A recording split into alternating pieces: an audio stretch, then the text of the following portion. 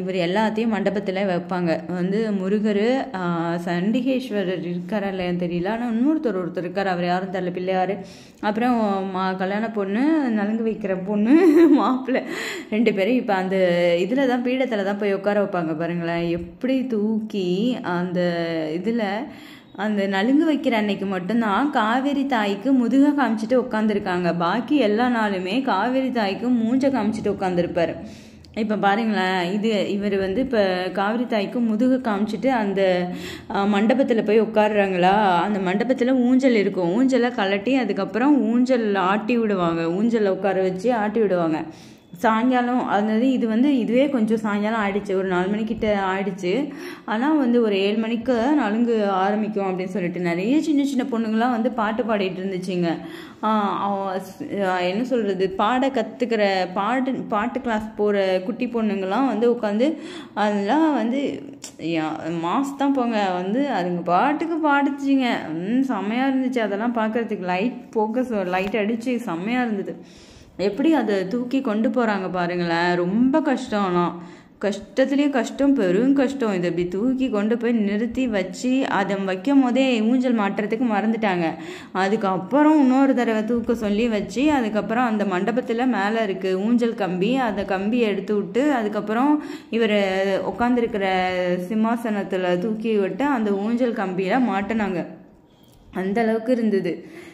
இவர் பாருங்களேன், இப்போ இந்த நலுங்கு வைக்கிற அன்னைக்கு மட்டும் இந்த மண்டபத்தில் காவிரி தாய்க்கு முதுக காமிச்சிட்டு 2 பேர் உட்காந்துருப்பாங்க. இவங்களுக்கு எதிர்த்தாப்புல நேராக ஒரு பெரிய ரோடாக போகும்.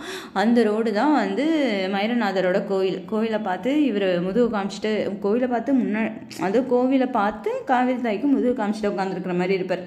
இவர் மண்டபத்துக்கு முன்னாடியே ஒரு பெரிய இடம் இருக்குது, அது கேட்டு தான் எப்பயும் போட்டு வச்சுருப்பாங்க. ஆனால் அவருக்கு நலுங்கு வைக்கிற அன்னைக்கு மட்டும் அந்த கேட்டை ஓப்பன் பண்ணி வச்சுருக்காங்க. பார்த்தா வந்து அந்த கேட்டு இல்லை. வந்து எனக்கு தெரிஞ்சு ரொம்ப சின்ன பிள்ளையில நான் அந்த மாதிரி பார்த்துருக்கேன். கோவிலுக்கு ஒரே நேராக போனால் சாமி இப்படி உட்காந்துருப்பார். அவ்வளோ கூட்டம் அப்படி ஒரு கூட்டமாக இருக்கும். ரொம்ப சின்ன பிள்ளையில போயிருக்கேன். எனக்கு தெரிஞ்சு நான் 2nd ஸ்டாண்டர்ட் 1st ஸ்டாண்டர்ட் படிக்கும் போது போயிருக்கேன். அப்போனா பார்த்துக்கோங்க எனக்கு எவ்வளோ வந்து ஒரு மெமரி பவர்னு. அதுக்கப்புறம் நான் இப்போ தான் பார்க்குறேன். இவர் இப்போ பார்க்கும் போது தான் எனக்கு அது ஞாபகமே வருது.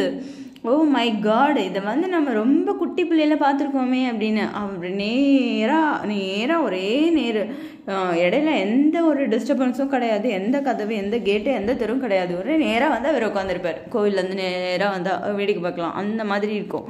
அதே இதை நான் இத்தனை வருஷம் கழிச்சு இப்போ தான் பார்க்குறேன். எவ்வளோ டெக்கரேஷன் பண்ணியிருக்காங்க பாருங்களேன், ஃப்ளவர் டெக்கரேஷனு, அப்புறம் அந்த பந்தல், அந்த வைக்கல்லே அந்த பந்தல் போட்டிருக்காங்க, கல்யாண பந்தல், அந்த தாமரை மொட்டு, ஐயோ அதெல்லாம் வந்து அலங்காரம் செம்மையாக இருந்தது. இதில் வந்து என்னன்னா இந்த இலையில திருநீர் வச்சு கொடுப்பாங்களா எல்லாருக்கும். இந்த டைம் மட்டும் நான் வாங்கின இலையில உள்ள திருநீர் அவர்கிட்ட இருந்து ஆதினம் அவர் தான் வந்து நின்று எப்பயும் பண்ணிட்டு இருப்பாரு. இவர் சிறு வயசு ஆதினம், இவர் தான் வந்து எல்லாத்துக்கும் நிற்கிறது. ஒரு பெரிய முக்கியமானதுனா மட்டும் அவங்க வந்திருப்பாங்க. இந்த ஊஞ்சலை மாட்டிட்டாங்க பாருங்களேன், ஊஞ்சல் தெரியுதா, இப்போ ஆட்டி விட்டுட்டு இருக்காங்க. ஊஞ்சல் மாட்டினோடனே டைங் டைங் டைங் டைங் மாட்டின உடனே ஆட்டி விட்டாச்சு. ஐயோ எப்படி என்ன சொல்கிறது, அழகுனா அப்படி ஒரு அழகு. அதுவும் இந்த ஊஞ்சல் மாட்டி உட்காந்து ஆட்டி விட்டதுக்கப்புறம் இன்னும் எக்ஸ்ட்ரா அழகு வந்துருச்சு. நான் வந்து பயங்கரமாக ரசிச்சுட்டே இருந்தேன். இதுக்கு எய்த்து பார்த்தீங்களா, இங்கே கேட் இருக்குல்ல, அங்கேயும் கேட்டு இருக்கும், வந்து கேட்டு போட்டு அடைச்சி வச்சுருப்பாங்க. இதுக்கு இவர் நலுங்கு வைக்கிற அன்னைக்கு தான் அது எல்லோரும் ஓப்பனில் பார்க்குறதுக்காக எல்லாம் கேட்டை திறந்து வச்சுட்டு ஃபுல் ஓப்பனில் உட்காந்துருக்கார். ஆனால் செம்ம மாசு போங்க, அந்த மாதிரி இருந்தது. எனக்கு தெரிஞ்ச இத்தனை வருஷத்தில் இந்த வருஷத்தோட துலா மாதம் உற்சவம் தான் நான் வந்து எனக்கு தெரிஞ்சு ஏதோ ஓரளவுக்கு பார்த்துருக்கேன்னு சொல்லலாம். அந்த மாதிரி இதுக்கு முன்னாடி ஒரு 3 தடவை பார்த்துருக்கேன். 3 தடவையும் அரைக்குறை தான். அரைக்குறையில் அரைக்குறை 1ஆம் நம்பர் அரைக்குறை. இந்த வருஷம்தான் வந்து ஃபர்ஸ்ட்டாக லைஃப்லையே அவ்வளோ முழுசாக பார்க்கறதுக்கு கிடச்சிது. இல்லைன்னா அதுவும் கிடச்சிருந்துருக்காது. அது யதார்த்தமாக நான் வந்து பௌர்ணமிக்கு கிரிவலம் போகிறதுக்காக போனேன்னா அப்போ வந்து ஒருத்தர் சுவாமியெல்லாம் அப்பயே கிளம்ப ஆரம்பிச்சிட்டாங்க. நான் அப்போ வந்து கேட்டேன், எங்கே இப்போவேவா ஏன்னா துலா மாதத்துக்கு எப்படி கிளம்புவாங்கன்னு எனக்கு தெரியும். நார்மலாக வெளில போகிறது எப்படி கிளம்புவாங்கன்னு எனக்கு தெரியும்.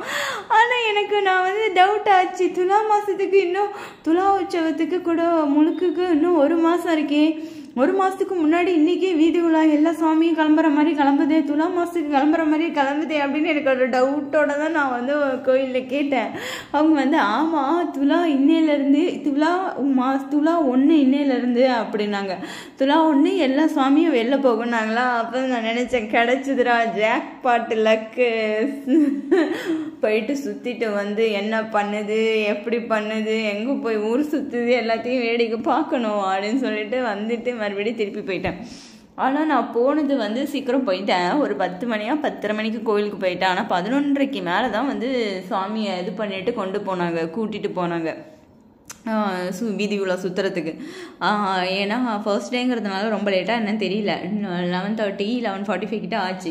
ஆனால் கோயிலேருந்து வெளில வரத்துக்கு 12:30 ஆயிடுச்சுன்னு நினைக்கிறேன். இதில் என்ன இன்னொன்று பிரமாதம்னா, தீர்த்தவாரி கொடுக்க வரத்துக்கே நான் ராகு காலத்தில் சுவாமி வரமாட்டாராம். அதனால் வந்து வீதி உலா சுற்றுன்னு ஊரெல்லாம் ரொம்ப நேரம் சுற்றிக்கிட்டே இருந்துட்டு நல்ல நேரம் வந்ததுக்கப்புறம் தான் கொய்யால உள்ளே வந்து காலை வைக்கிது தண்ணியில். நான் தான் நினச்சேன், ஐயோ உனக்கே ராகு காலம் நல்ல நாள்லாம் பார்க்குறியாயா, அப்போ நாங்களாம் என்ன பண்ணுறது.